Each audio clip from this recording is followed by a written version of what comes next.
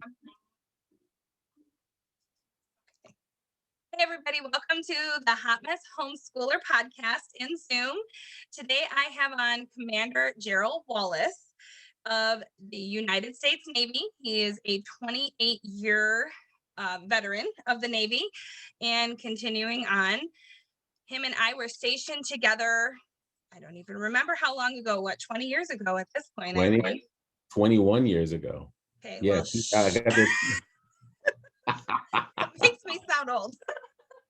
But I have him on today. We're going to kind of talk and catch up a little bit and do an interview and hear all about his journey. So, Jerrol, would you like to?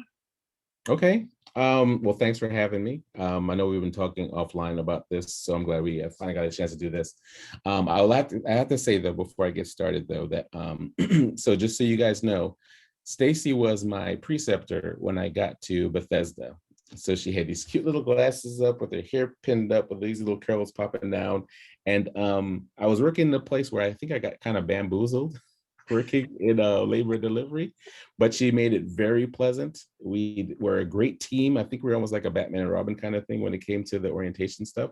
So I just want to thank, and I did thank you for that orientation. So I greatly Oh, appreciate thank that. you. That's so sweet. I love hearing that. Yeah, no, it was awesome because in nursing, a lot of times there are horror stories when it comes to people being oriented to the units. So I'm one of the ones that could say I had a very pleasant experience for my first time as a nurse. Oh, I'm so happy to hear that. I was blessed to have amazing preceptors too, so I'm happy that I was able to pass that along. Yeah.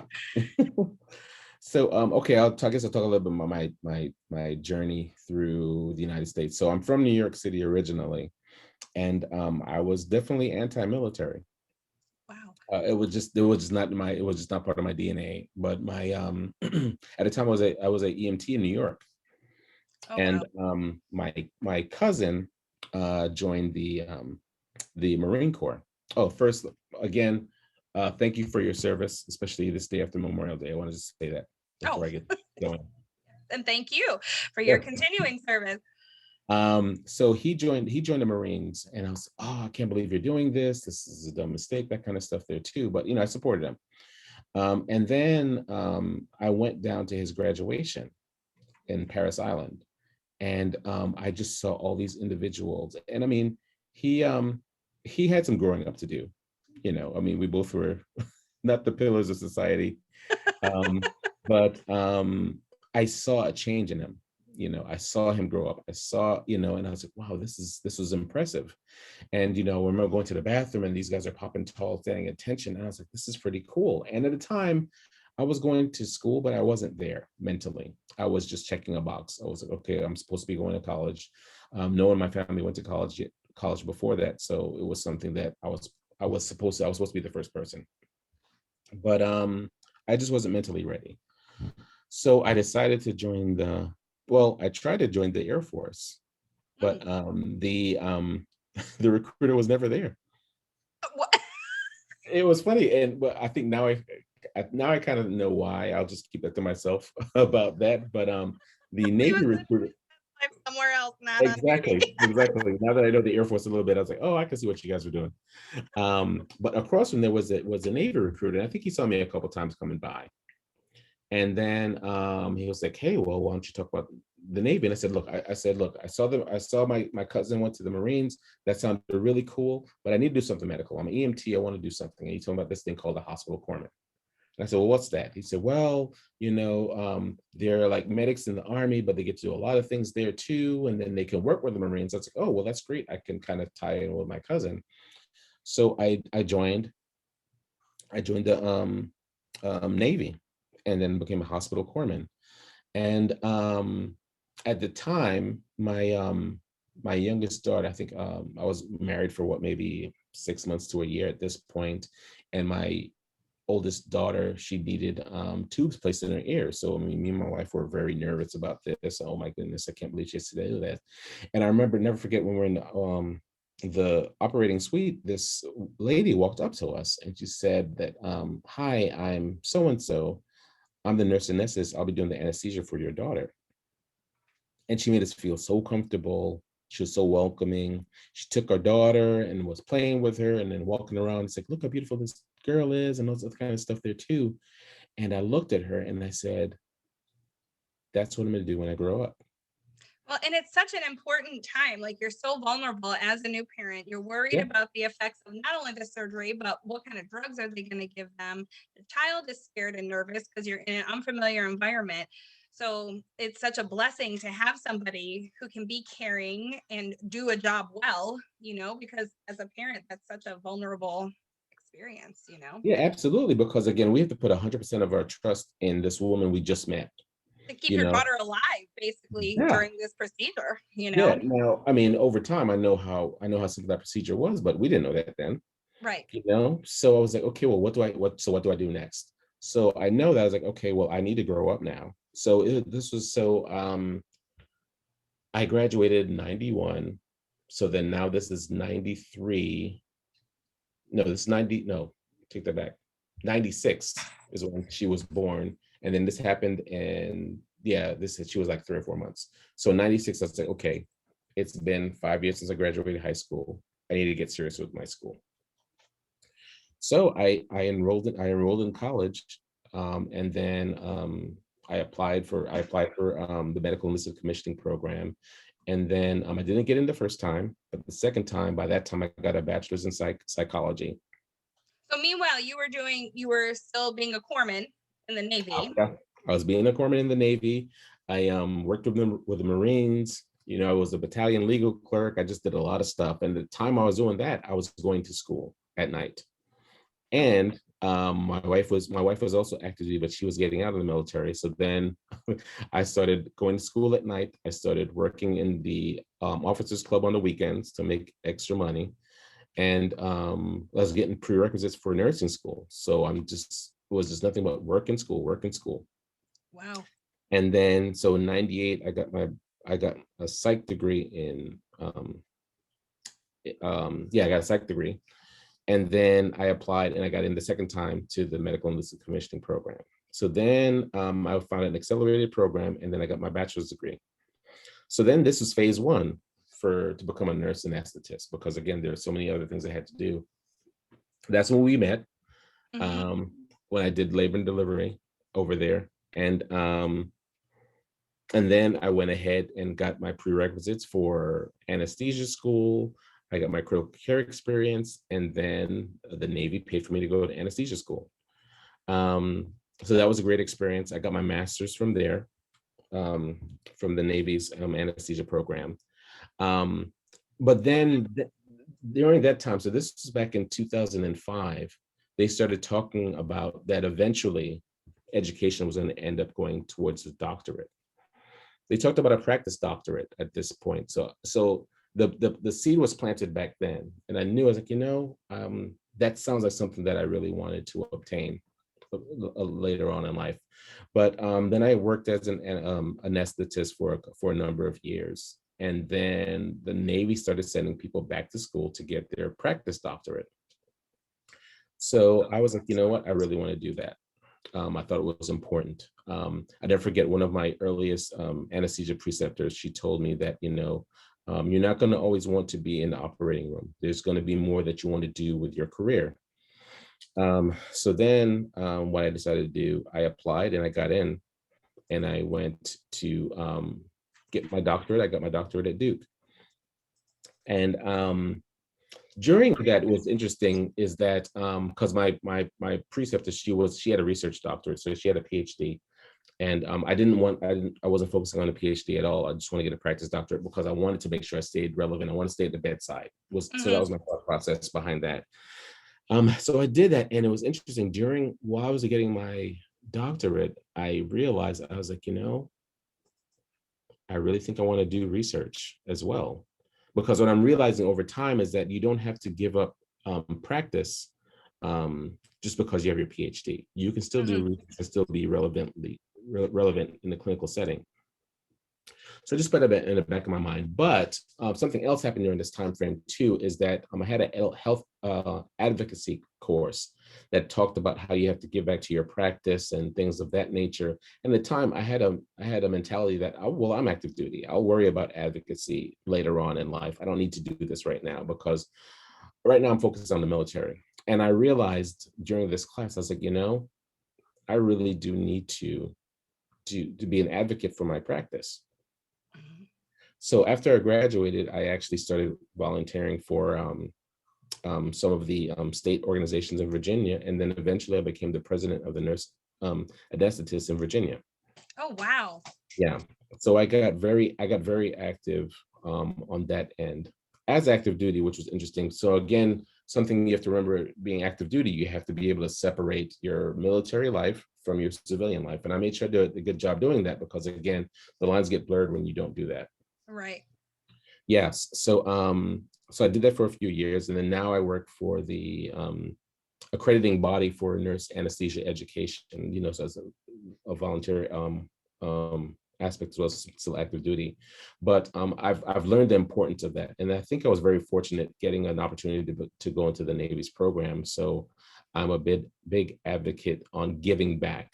So mentorship for students is a big thing for me, um, especially students that look like me, because when I went through school, I think the Navy only had two people of color.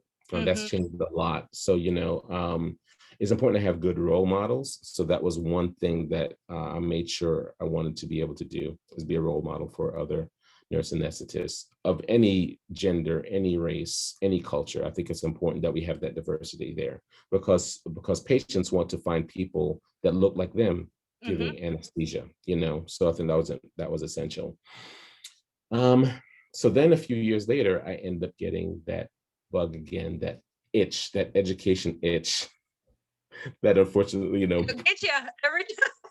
yeah, my wife looks at me and she shakes her head, she rolls her eyes, it's like, oh, I can't believe you. But so I actually enrolled in a PhD program. And as of 3 weeks ago, I finished all my coursework. So I am going in to do my written and oral boards in the next few months. And then, uh, God willing, I'll be a PhD candidate by the end of October, and then be a PhD candidate, and then into officially finishing my PhD next year. Oh, wow. So wait, what is the boards that you, what does it mean to be a candidate then to have your, So the way it works in most places is that you have to do your coursework. So your coursework consists of all the statistics courses, your substantive courses, and then the school I'm going to now also have a minor courses. So my minor is in integrative health, meaning as far as this alternative practice in nursing and things of that nature. oh, I And love so I'm that. looking at that too. So my study is focusing on chronic pain and fibromyalgia. Um, so very important topic. You know what I mean? So you have to finish all your coursework. So once you finish your coursework, then you sit for your comprehensive exams, and that comes in different forms. And what that entails is pretty much I have a week long um, comprehensive courses that I have to take within a week and present that to my actual board itself. So once I complete that portion, anything that I do not complete in that form, I have to defend it orally. Okay. So I will do that about 6 weeks, 6 to 8 weeks after that. Once I complete that, and provided I pass, I will be a PhD candidate.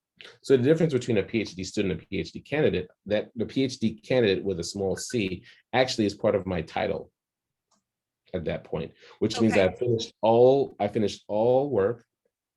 I've shown that I have a good working knowledge of everything that I've taken. And then now I focus on my dissertation, meaning I'm going to actually put my research to work. Oh, so then the last part that takes you from candidate to full-blown PhD is that dissertation. Exactly. And the way I Okay. do that is that I do my research, whether it's quantitative, qualitative, or a mixed methods approach. I perform that actual research itself, and then I disseminate the findings. I analyze the data, and then disseminate the findings, and then defend that final piece.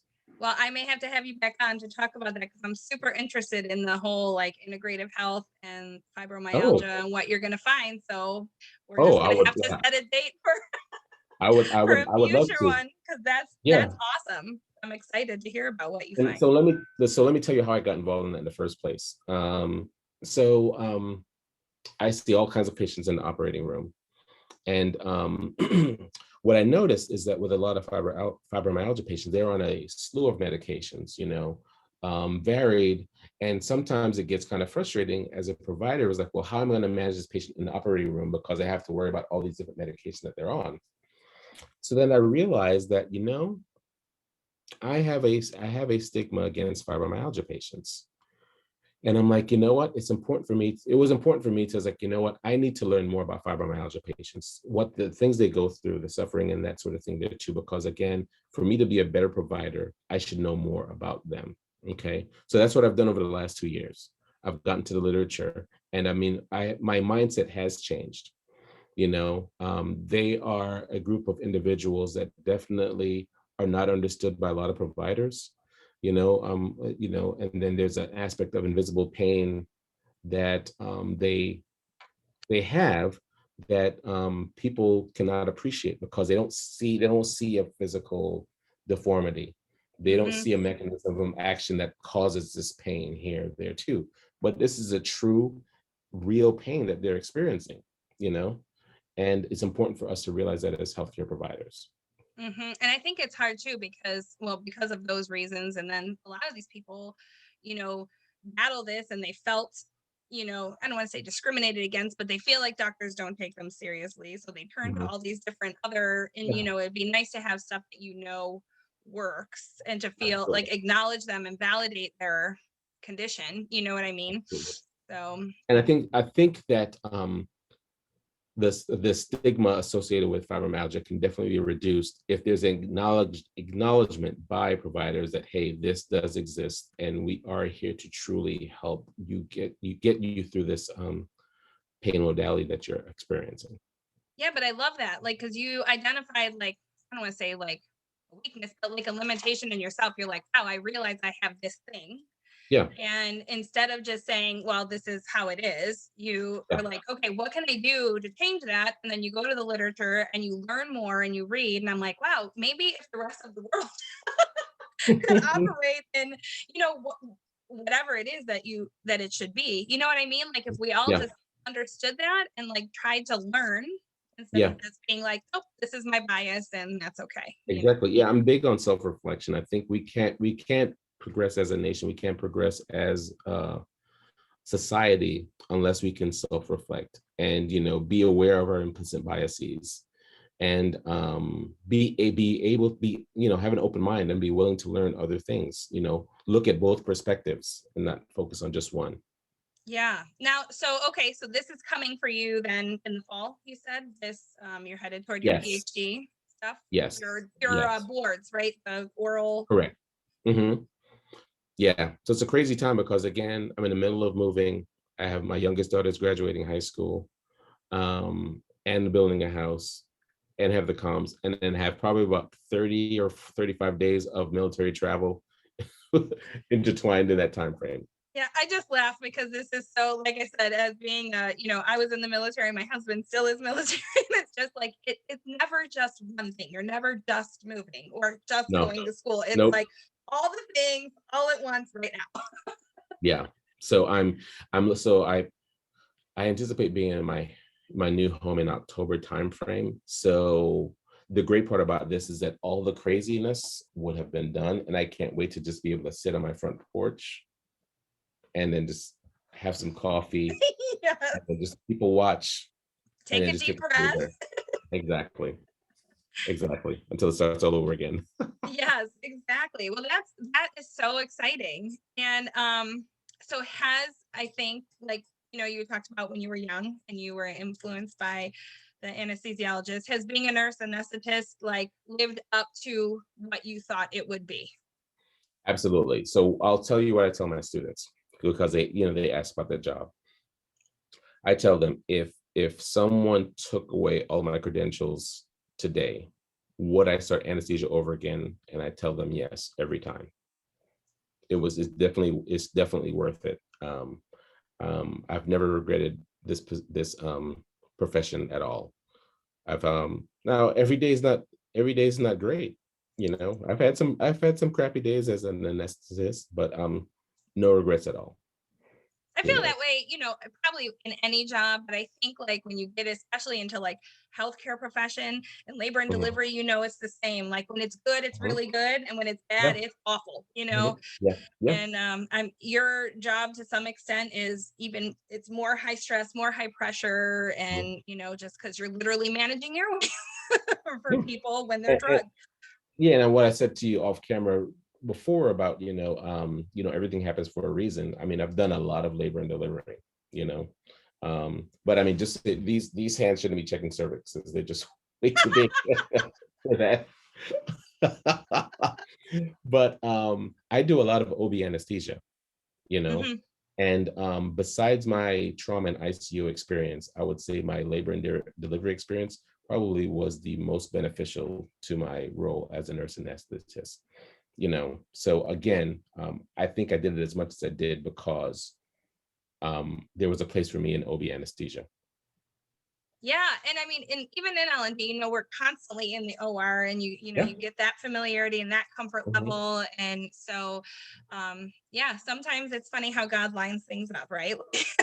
Yeah, yeah. for Because for you. also too, when I got to Virginia to practice, anytime there was a C-section, I was jumping in the OR. Anytime there was an epidural, I was jumping behind anesthesia to watch them do that. I mean, I was just always. I was remember the cartoons with the little dog, he Spike, who's running around chasing Spike all over the place. That was me when it came to anesthesia. So definitely, it was very helpful, and it definitely set my foundation for anesthesia. Now you mentioned when we were chatting before this that you were in Kuwait. What did you do over there? I was an ICU nurse over there. So I did. I don't know if you remember the USS Cole. Hmm. Yeah, we ended up getting a couple of those individuals from over there. So they got a good amount of trauma there. So I managed the ICU while I was over there, and I actually put my package together while I was there. So I applied while I was over in Kuwait. Were you in more of a established place than in Kuwait? We moved three different times when I was there. So when we first got there, we worked out of a warehouse. Then we moved to Makesh shelters. Those big metal boxes. Yeah. We moved over there, and it was it was freezing in this because it was this big warehouse, and they had these Makesh shelters stacked on each other, and it was two people to a room. So me and my roommate, I mean, it was 140 degrees out there. So of course they wanted to make sure that people were cool when they were indoors. Hmm. So it was, but it was so cold. It's probably like 60 degrees in these rooms. Oh my God. So what I did was there was a wood shop on the compound. So I went to a wood shop. I built a wooden fridge, and I had a vent built. I built in the vent in it, and I literally taped it to the vent in the actual room itself. And what we do is I would keep our waters in there. So the waters were ice cold, and Oh, it blocked the vent, so it wasn't as cold in there. But if for some reason it got hot, I would open the vent so that we would still get air blowing through. I feel like that alone should be your PhD. Right? That's I'm still trying amazing. to find those So pictures. I have ingenious. a picture. I have a picture somewhere. So I built the refrigerator, and then my roommate put it up there, and then he duct taped it so it was sealed off there. You know, and then we moved again to an established camp. We were the first ones that we built the Fleet Hospital out there in 2004, which was pretty cool. Okay. And then they eventually turned into a brick and mortar building. I'm trying to remember. I think I was 2003 when I was there. And we were part of the Fleet Surgical Support Group, but we were in, just when everybody was heading over. So we didn't So even you're at have, Camp. So you're at Camp Doha. no. We were in the middle of the desert somewhere in some random little places. Like, I wish I was at Camp Doha. That was not the case. We had no running water. and that we had some basic electricity, like it was pretty primitive when Mhm. we were there. So Mm. freezing when we got there. I was sweating and dying by the time we left in May, so at the end of May. But it was actually my first time caring for males other than being newborn. So that was an experience for me Oh, because yeah. we didn't Mhm. have L&D there. Obviously, it was the start of all of this whole thing. And then we were, I think the camp we were at was Camp Okinawa. And what they ended up doing with our unit from Florida was we got split up to the different units from all the different areas. So Mhm. some of us ended up moving forward, hopping forward and breaking down. Mhm. And for the listeners who don't know, a fleet surgical support group is sort of like a MASH unit, but it's designed to be broken down and then rebuilt within 24 hours by the time you get to your next place. And so Mhm. with full on functioning operating rooms and, all the medical wards and stuff. So I was in charge of just the plain medical ward. But through that was really cool because I got to do a lot of training of my corpsmen. And they're just like, corpsmen are so invaluable to nursing Yeah. staff. And corpsmen are so like, um, they can do much more than like a regular nurse anesthetist, or not nurse anesthetist, but a nursing assistant. And so they have a lot more, I guess, a bigger scope of practice. And so it was really cool to be able to teach them things that they wouldn't normally be able to do even in the States Yeah. necessarily. So yeah, but that was my experience with Kuwait. I was happy to be home Yeah. when I got here. But it was the time that, I'm like, a lot of learning and a lot of training, and it was Mhm. great. No, absolutely. But you mentioned something that was that's key about the corpsman, because as a corpsman too, that was one thing that I was concerned about as a corpsman, because again, I did a lot as a corpsman, but my concern was two things when I joined the military. I told myself is that one, I'm not putting a time limit on when I'm gonna long stay. As long as I'm having fun and still doing something worth it, I was gonna stay in. But the other thing is too, is that I wanted to make sure that I had a job that would translate to the civilian sector Mm, before I got out, you know. And unfortunately for corpsmen, there's not many jobs that can do that. My wife was a hospital corpsman. When she got out, she became a medical assistant, was the equivalent piece there too. What mhm. some corpsmen do while they're active duty, they try and get into PA school through the military's branch. Oh, Again, uh-huh. it gets your foot in the door for the PA program itself. But other than those two avenues, there wasn't really something. So I wanted to make sure that I did get out more out of the military than when I came in. So That's great. And my daughter and I were just talking even just about choices, and and even though I technically don't practice nursing anymore, but I do have my master's, and people say all the time like, can you wait to get back to it, and do you feel like you wasted it? And like, no, I don't feel like I wasted it. I have that, and if I ever need it, I can always go back in to use it. So no time and nothing that I've done I feel like has been a waste. I'm super thankful for all the experiences and all the knowledge I've gained, and I have that should I desire, to put that into practice again, which I love. So what would you say as we wrap this up? Give me your maybe two or three top, I know I'm putting you on the spot here. I didn't ask you this before, but like mhm. top pieces of advice for people who are maybe either, considering being a corpsman or nursing or even joining the military. What would you, any advice for people, anything like that that Okay. you'd like to Um, impart? Yeah, so the biggest thing is that you cannot join the military with a chip on your shoulder. You can't come in here and think that you're not going to be able to work. You have to realize that, when you join the military has a role for you. You might not agree with that role all the time, but there's going to be a certain mission. So as a hospital corpsman, there's going to be certain jobs that you're going to have to do. You might not like those jobs, but that's part of the role there too. So the point is that you have to have an open mind coming in here. You can't be resistant. You can't try and fight the system being in the military. So knowing that in mind, if the military is going to use you to the best of your ability, it's important for you to get out what you can out of the military, because what happens is a lot of people come in and they don't benefit, they don't take the benefits from the military. Right now you have the option of college education, so that's going to be a huge thing, to make sure that you can benefit from those things. And then also too, do not leave the military less than when you came in the military. Mhm. Meaning, put yourself in a position of I want to say power. What's the word I want to use? Put yourself in a better position than when you came into the military. Okay. Like If up you came, level yourself, right? exactly. Yeah. If you came in without a degree, make sure you leave the military with a degree, because there's a lot of enlisted individuals now coming with bachelor's and master's degree. So then leave with a doctorate, or at least give yourself the means to obtain one of those degrees before you come out.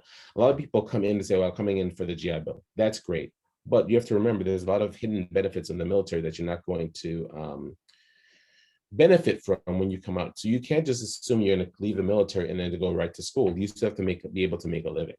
So make sure you plan accordingly for that. When it comes to nursing, especially undergraduate, I think it's important that nurses know that do not just check the box when it comes to nursing. You want to make sure you get solid grades going through, because eventually those who wants to obtain their masters, they don't want to regret having a subpar experience with nursing and end up with a 2.0 or 2.2, because again, the struggle is going to be harder for them to get into a master's or doctoral program itself. So make sure they be mindful of their grades going through. I've seen so many people too that have to go back to school after nursing school to bring their GPA up, because again, they did not have that focus. I didn't have that focus when I went to undergraduate before I left New York. I paid a price for that, but I knew that once that time left, I made sure that I did right. So for example, I for my psychology degree, I ended up earning a 4.0 at that school. Wow. But my undergraduate, because I had some withdrawals, I had some C's and that kind of stuff there too. I had a 2.2 or 2.4 GPA. I ended up um, writing the dean a letter, let the dean know that I was young. I've joined the military since then. I've earned a 4.0. I'm not asking her to change my GPA, but there are some W's and some incompletes on my transcripts that if they remove those, my GPA would have increased. Mm-hmm. And the dean approved it. So I went from a 2.2 there to like a 2.9, which was definitely a more respectable GPA. Right. So that was helpful for me. Everyone's not going to have that kind of opportunity, so it's important to make sure that people take their courses seriously. And because right now bachelor's degree is just the foundation for those who want to progress on into nursing or any other field.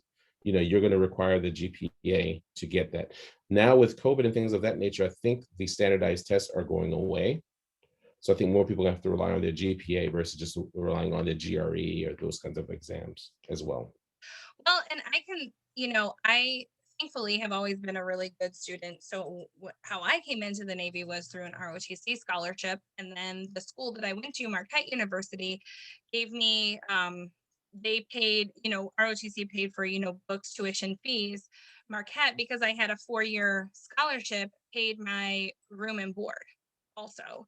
So Nice. really, for me, it was 100% free ride.